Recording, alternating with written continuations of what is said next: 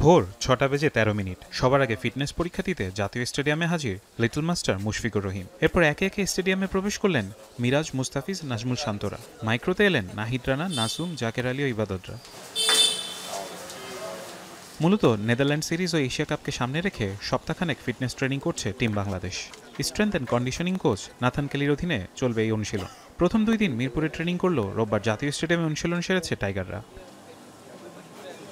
প্রথম ধাপে কিছুটা স্ট্রেচিং করে গা গরম করলেও 7টা থেকে শুরু হয় স্প্রিন্ট টেস্ট। ছোট ছোট ধাপে 60 থেকে 70 মিটার দূরত্বে একে একে স্প্রিন্ট টেস্ট দেন ক্রিকেটাররা।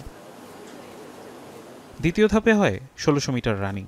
2 ধাপে বিভক্ত হয়ে দৌড়ে অংশ নেন প্রাথমিক স্কোয়াডে থাকা ক্রিকেটাররা। প্রথম রাউন্ডে সবাইকে ছাড়িয়ে সেরা টাইমিং করেন পেসার নাহিদ রানা। তার থেকে বেশ খানিকটা পেছনে থেকে দৌড় শেষ করেন ওয়ানডে অধিনায়ক মিরাজ।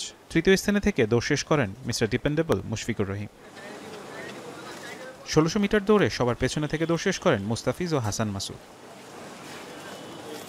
দ্বিতীয় রাউন্ডে আরেক ঝাঁক ক্রিকেটার নামেন নিজেদের ঝালাই করতে। এই ধাপে সবার আগে 1600 মিটার বাধা অতিক্রম করেন তানজিম সাকিব। সাকিবের পেছনে ছিলেন দীপু ও ইমন। এই ধাপে সবচেয়ে পেছনে থেকে দৌড় শেষ করেন তানভীর ইসলাম, শামীম পাটোয়ারি ও তাসকিন।